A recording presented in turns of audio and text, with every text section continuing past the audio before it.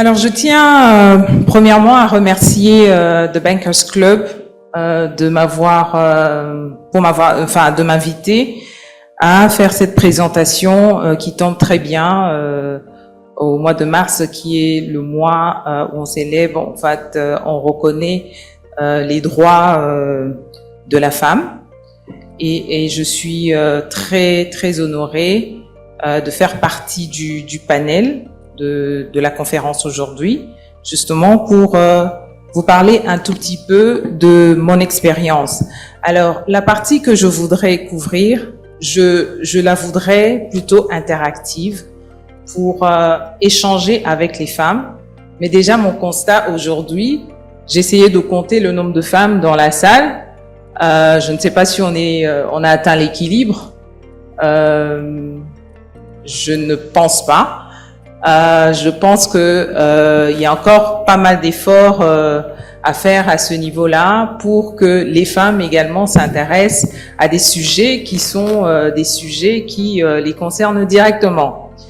Donc, sans plus tarder, je voudrais commencer par définir un peu qu'est-ce que vous entendez par équilibre du genre.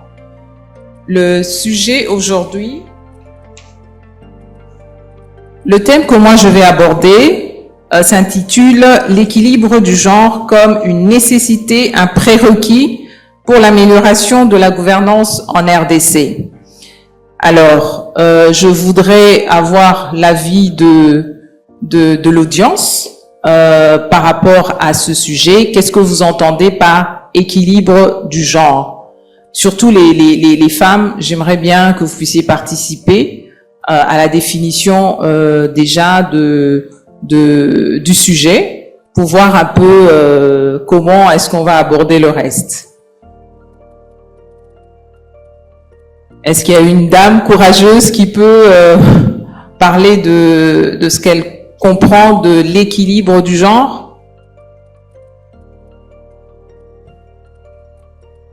Je vois une dame derrière.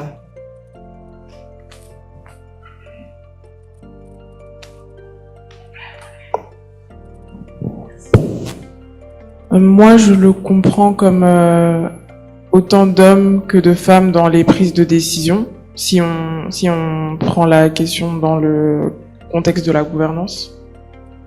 Donc que les femmes et les hommes soient impliqués autant l'un que l'autre dans la prise de décision. D'accord. Est-ce qu'il y a une autre personne qui peut s'avancer par rapport à la définition de l'équilibre du genre?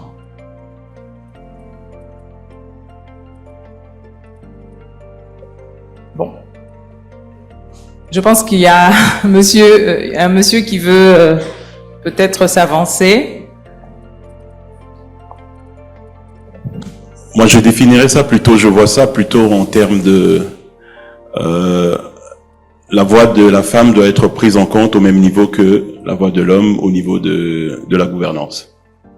Pas plutôt en termes de nombre, mais en termes du poids, en fait. D'accord. Alors, je pense qu'il y a des éléments de réponse qui sont justes, venant de madame et aussi de monsieur.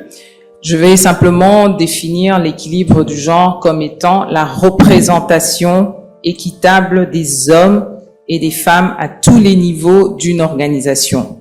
Donc, l'équilibre du genre fait référence à cette représentation équitable. Elle fait également référence à la création d'un environnement où les hommes et les femmes ont les mêmes chances de succès, les mêmes chances de développement au sein d'une organisation. Donc, ça veut dire quoi? Que désormais, les femmes et les hommes ont droit au poste, les mêmes postes, ont droit au travail, ont droit aux opportunités, ont droit à la rémunération équitable pour le même type d'emploi. Donc, en gros, c'est ce qu'on entend par l'équilibre du genre dans une entreprise. Maintenant, on parle de nécessité. une nécessité, c'est un incontournable. La nécessité renvoie à un caractère nécessaire, un prérequis, c'est-à-dire que c'est une condition préalable pour atteindre justement la performance d'une entreprise, pour atteindre la bonne gouvernance, pour atteindre d'autres niveaux je dirais un niveau plus élevé de performance. Ça veut dire qu'il faut réunir au sein de l'entreprise cet équilibre-là entre les hommes et les femmes. Je voulais, avant de suivre en fait le déroulé de ma présentation, vous raconter quand même 2 anecdotes. Peut-être que dans la salle, il y aurait d'autres femmes qui pourraient partager également leur expérience, mais je pensais que c'était important aujourd'hui, en plein 21e siècle, que les femmes puissent aujourd'hui échanger par rapport à leur vécu, échanger par rapport à faire un retour d'expérience par rapport à ce que ce sujet, combien ce sujet est important dans la vie quotidienne de la femme et surtout de la femme congolaise. Alors, je vais raconter, je ne sais pas si je peux avoir un autre micro, parce que j'aimerais bien pouvoir me déplacer un peu. D'accord, merci beaucoup. Alors, ma première anecdote, je vais vous raconter une histoire. Je suis chef de projet pour une firme de la place. Et en tant que chef de projet, je suis invitée pour un kick-off meeting, c'est-à-dire la réunion de lancement d'un projet. Alors, la firme pour laquelle je travaillais avait pour habitude d'avoir le chef de projet et l'associé gérant au kick-off meeting pour expliquer s'entretenir avec les parties prenantes et discuter des contours du projet. Donc, j'arrive avec mon associé gérant chez le client et en face de moi, il y avait d'autres parties prenantes. J'entre dans la salle, enfin le responsable, la personne qui avait commandé le projet vient, s'avance vers nous et il arrive. Bon, il y avait d'autres personnes. Il arrive devant moi, me dit les assistantes ne sont pas invitées. Je regarde, est-ce qu'il y a d'autres personnes derrière moi? Il y avait personne. Donc, je me suis rendu compte que le monsieur s'adressait à moi.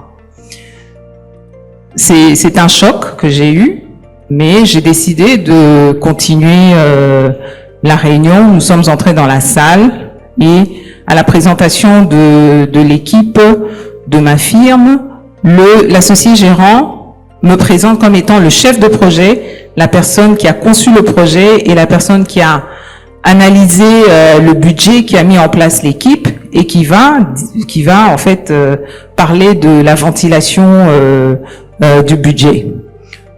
En fait, cette expérience me rappelle combien, en plein 21e siècle, il persiste encore dans l'imaginaire de certaines personnes, de certains hommes, que la femme doit se contenter de certains postes simplement.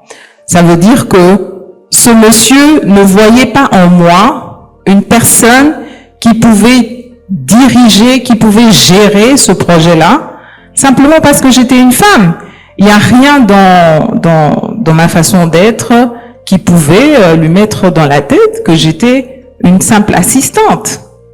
Donc c'est vraiment, ça a été un appel pour moi pour dire que la bataille de la femme aujourd'hui, c'est une bataille qui est complètement fondée parce que il existe encore justement des grosses différences au niveau de leur acceptation au sein des entreprises.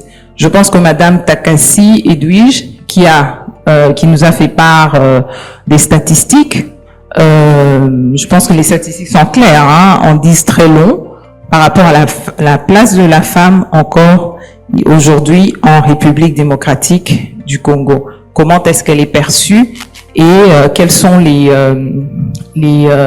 positions qu'elle occupe, des positions qui ne sont pas des positions de grande décision, en tout cas, du moins, rares sont celles qui occupent des postes importants au sein des entreprises. Deuxième anecdote. Je suis nommée présidente du conseil d'administration d'Access Bank. Je reçois plusieurs félicitations de plusieurs personnes dans les réseaux sociaux, des gens qui m'appellent pour me féliciter. Et je remercie ces personnes. Un beau jour, il y a un monsieur qui est ami de mes parents qui m'appelle. Il m'a félicité dans les réseaux sociaux et il m'appelle. Il me dit: ma fille, félicitations pour votre promotion au niveau du conseil d'administration, parce que j'étais déjà administrateur, ça faisait 2 ans. Par contre, entre toi et moi, comment tu as fait? Je dis: mais comment j'ai fait quoi? Mais comment, entre toi et moi, mais comment tu as fait pour accéder à ce poste-là? J'étais choquée. Je lui dis: mais tonton, j'ai fait des études. J'ai une expérience dans le secteur bancaire de presque 20 ans et j'ai été agréée par la Banque centrale. Donc, je ne comprends vraiment pas la question de comment j'ai fait pour accéder à ce poste-là. Donc, encore une fois, des hommes qui mettent des filles à l'école, mais qui se comportent de la sorte quand une femme accède à un certain niveau de responsabilité, qui doutent encore que la femme est capable de rendre, justement, de performer au même niveau qu'un homme. Alors, c'est quand même très... c'est quand même... Le constat est quand même assez amer que en 2024, qu'il y ait encore ce genre de réflexion sur les positions de la femme. Mais qu'à cela ne tienne, je pense que dans la salle, il y a peut-être d'autres femmes qui ont vécu des expériences similaires. Je ne sais pas si elles ont le courage peut-être de venir raconter des anecdotes. Je vois une dame qui lève son doigt et j'aimerais bien qu'on puisse lui donner le micro pour qu'elle nous raconte un peu son parcours ou son vécu par rapport à la situation de la femme.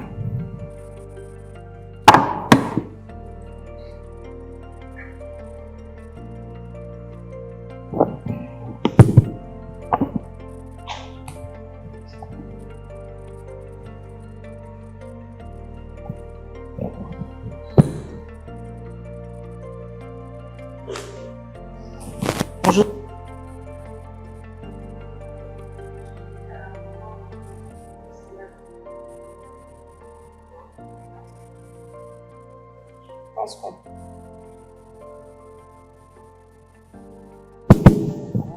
Bonjour tout le monde.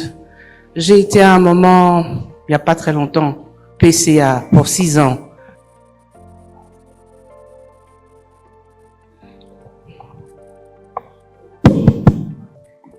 Et donc, on a un client assez important, pas vraiment un client, mais un client potentiel et qui est malade. Il insiste que mon DG et moi allons vers lui. On arrive chez lui, mon DG et moi, et c'est important de préciser que la personne est étrangère. Il nous reçoit, lui et un de ses grands directeurs, et il nous explique, il expose son problème. Mais le monsieur en question, très grand homme d'affaires, avec fantastique possibilité d'emmener d'ouvrir un très bon compte avec la banque, parle et ne me regarde pas. Il ne s'adresse qu'à mon directeur général. Il ne s'adresse pas à moi, mais il sait que c'est moi la PCA. Et ça, c'est un étranger. Alors, il est en face de nous, donc nous sommes d'un côté, en face de nous, il y a lui et son directeur, étranger aussi. Et donc, mon directeur général, qui est très poli et très courtois, dit au monsieur, écoutez, ce que vous demandez, je ne suis pas en mesure de vous en parler alors que ma PCA est juste à côté de moi. Donc, c'est à elle de vous répondre sur ces choses-là. Alors, ce que moi j'ai fait aussi, très malignement, je me suis tourné vers l'autre monsieur, pas le patron, à l'autre monsieur, et j'ai commencé à répondre aux questions qu'il avait posées. Et donc, on a passé 45 minutes dans la maison de quelqu'un très important qui devait ouvrir un compte, avec qui on devait faire certaines choses, mais vu qu'il ne pouvait absolument pas mettre ses yeux sur moi, j'ai fait la même chose, c'est tout. Ben voilà. Je pense que ces anecdotes nous montrent vraiment à suffisance combien est-ce que le problème de la reconnaissance également des compétences de la femme est réel. Et je pense que si je devais donner la parole à d'autres femmes qui auraient le courage de dire, de raconter leur vécu, je pense qu'on serait là encore pendant des heures. Alors, je vais passer au point suivant, qui est en fait l'importance. On peut changer de slide. L'importance de l'équilibre du genre pour la gouvernance. Alors, il faudrait savoir que l'équilibre du genre est important tout d'abord parce que la diversité du genre apporte une variété de perspectives et d'expériences qui enrichissent la réflexion de la prise de décision. Les hommes et les femmes ont souvent des approches différentes face aux défis et aux opportunités, ce qui permet d'éviter les biais cognitifs et de favoriser l'innovation. En encourageant la diversité de genre, les entreprises peuvent ainsi bénéficier d'une plus grande créativité et d'une meilleure capacité à anticiper et à s'adapter aux évolutions du marché. Quand on regarde les données démographiques de la RDC, on se rend bien compte que les femmes sont plus nombreuses que les hommes. Pourquoi ce constat n'est pas celui qu'on voit dans les entreprises? On voit plus les hommes, ou bien s'il y a des femmes, elles occupent pas, comme on l'a démontré, des postes de responsabilité. Donc pour une question, moi je dirais, de justice sociale, il est important également de se pencher sur cette question, sur l'équilibre du genre. Il est vraiment important.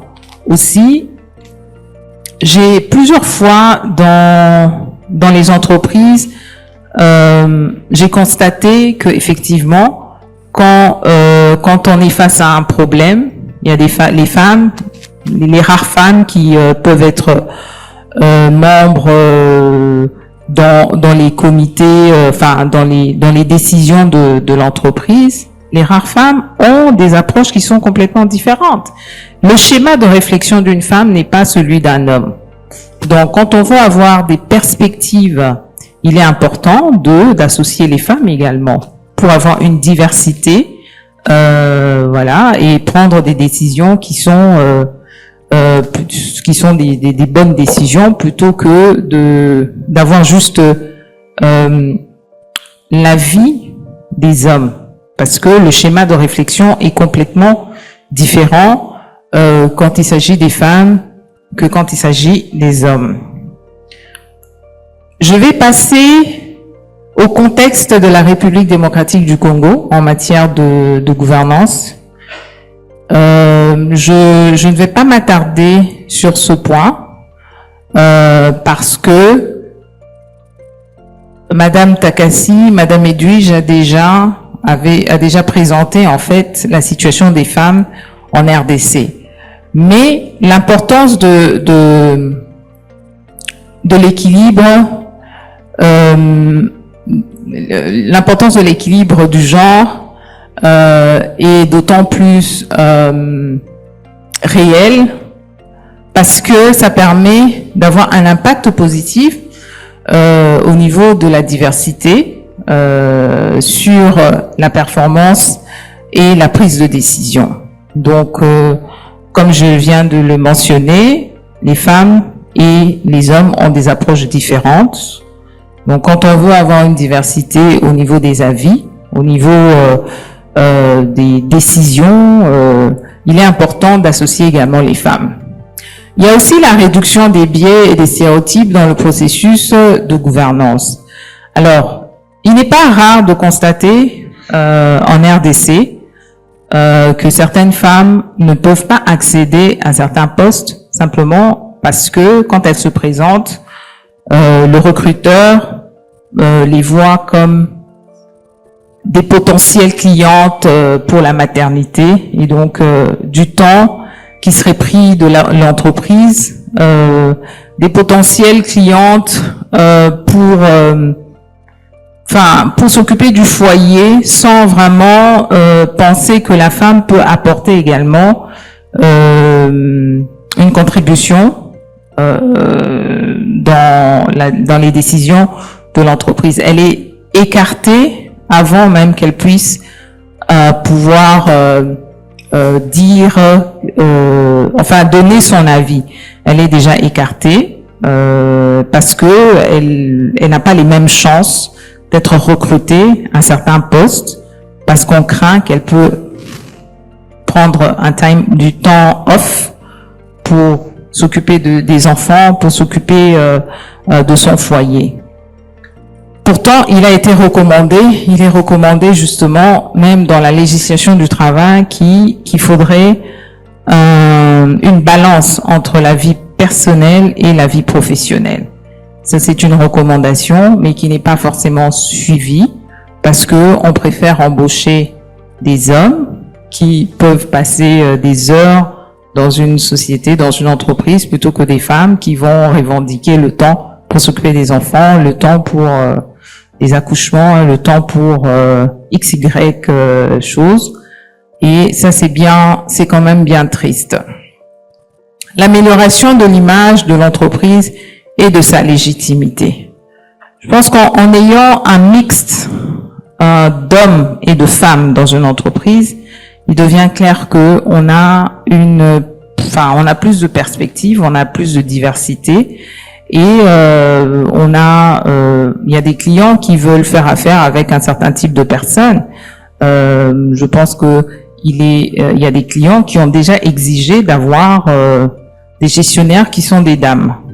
Donc, il y a des clients qui exigent des gestionnaires, des dames qui exigent comme gestionnaires des femmes, d'autres qui exigent des hommes.